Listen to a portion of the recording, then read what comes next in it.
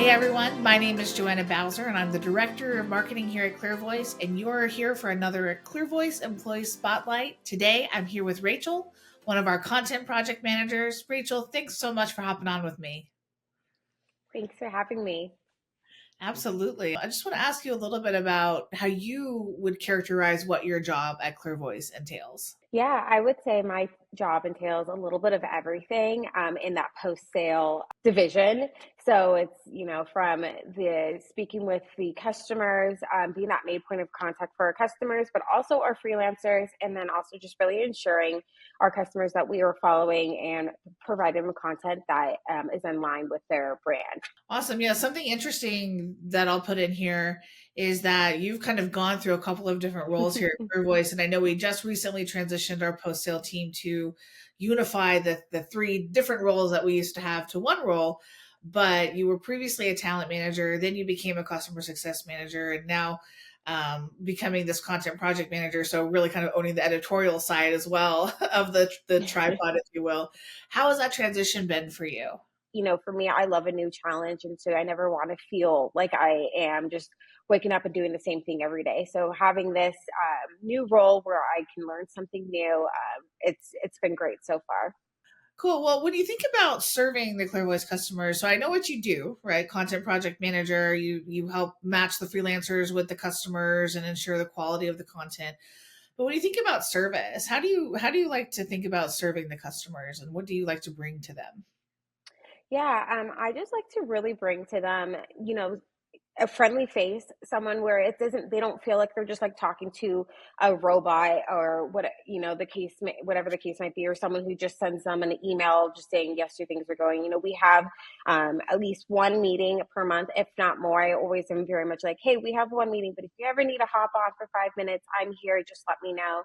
We are all humans working behind here, having that emotional connection, you really investing in their brand, investing in what they are trying to do, because if we aren't showing that investment, they're not going to really feel that we actually care. And I really want to bring that care to our customers when, hey, we care about what you're working on, and even if we don't get it right the first time, we care about getting it right that second time, that third time.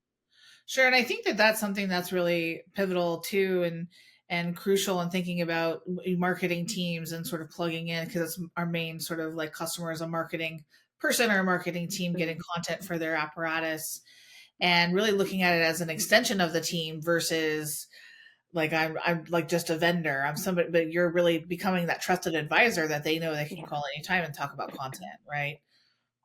exactly.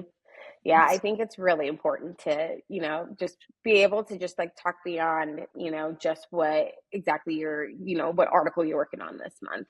Just Sure. talking about the future and expanding on that. Absolutely. So, just to kind of jump on that a little bit and broaden the question to content marketing, what is something that gets you excited about the world of content marketing? I would say something that, gets me excited is just the fact, especially in the world we're living now in 2024, that the opportunities are like endless, and there's always a spot for everyone. Whoever wants their company to be, put more on the map, to get noticed a little bit more. Whether it's you have a blog that is, attracting, but maybe that's like not your niche, but you have a really high like LinkedIn presence or something like that. We have there's something for everyone that we can capitalize on, and within content marketing, and really use that to get your brand noticed. Sure. Got that. Yeah. So, just like the breadth of like what content can provide Hmm. a brand. Got that. Yeah, absolutely. Now, you've been around content for a while, especially in content marketing, at least 3 years since I've known you, probably more before I got to know you here at Clear Voice. Are there any content marketing challenges that keep you up at night? I guess just like the challenge of, I guess, what that secret sauce of just like what is it for each brand, each company, that is going to make a big difference. Everyone is a little bit different, and so what might work for one company is not going to work for the next. And so I think just kind of finding that like secret sauce in between, for each customer, each company, that's going to work for them, because everyone is a little bit different. Sure, absolutely. Yeah, it's like all the ingredients are the same, but that recipe for that brand is like a little different. I get that. Absolutely. Exactly. Awesome. So what is, I mean, maybe this is it, but what's a challenge that you get excited about solving for our customers? Honestly, one of my favorite challenges, especially because I have been in that role of talent manager first and then transitioning to customer success, I would say like my biggest wins have been being able to find that right freelancer for them when they come to me and they're like, hey, we haven't had success. We haven't found that one. We don't think we can find somebody who actually gets it, will get my brand. And I loved being able to going to them and be like, just give me a chance. What are we like? Let's talk about it deeper. What about this writer? Or is it really having that knowledge, or is it actually just being more research based? Just kind of really getting into it with them and showing them, oh, she kind of knows like what it takes for a freelancer to get the job done, and then being able to find those freelancers for them in our network, and producing great content, and then be like, wow, we honestly did not know if this was going to be the solution and you guys found it. So that has been my biggest win, especially with being a talent manager and not being customer facing when we were talent managers, to just being like, oh wait, just you wait. Like now that I can talk to you one on one, now let's go do this. And you definitely get that the feedback loop is faster, right? Yes. As far as like what's working, what's not working, which is part of the reason why we made the shift in the post sale Yeah. side, and making sure that the folks talking to the customers are also the ones staffing and quality controlling, because you did become that brand expert in a way. Tell me, are there any industries that you've worked in previously that really impact your job that you do now?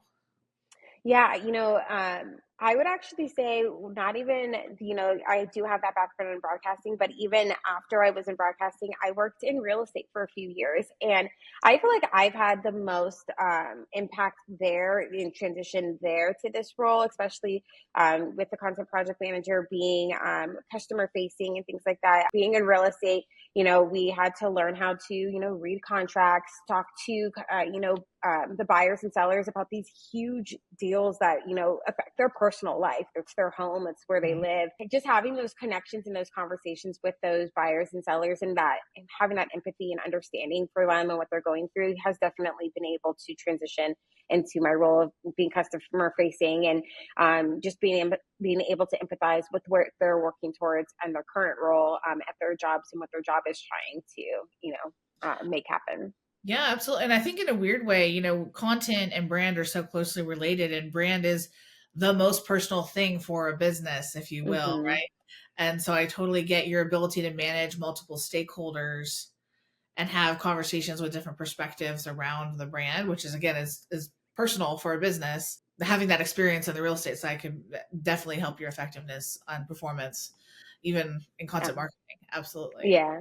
And definitely being able to compartmentalize too, like because you have multiple, in real estate, we could have like 50, different customers at one time, whether buyer or seller. Every situation's a little bit more unique. Some have big budgets, little budgets, everyone's at a different phase, and being able to quickly transition from meeting to meeting, and, working with each one a little bit differently.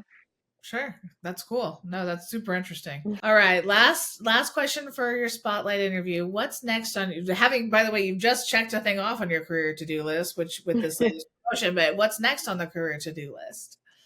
What's next? Something that has always been like, I wouldn't say end goal, but a goal that's further out that, I think I'm getting closer and closer to wanting to reach is kind of like dabbling my toes into, management or leadership, just becoming a little bit more of that voice, or being able to come up with my own systems that I can implement that I think that might help our teams and things like that. So I think that would be the natural best next progression if the opportunity ever presents itself. Sure. Got it. Cool.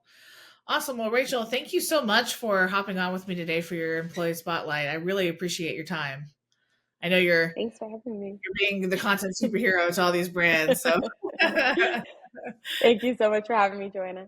absolutely. And for those of you tuning in, if you need content for your business or want Rachel to be your content project manager, reach out to us at www.clearvoice.com.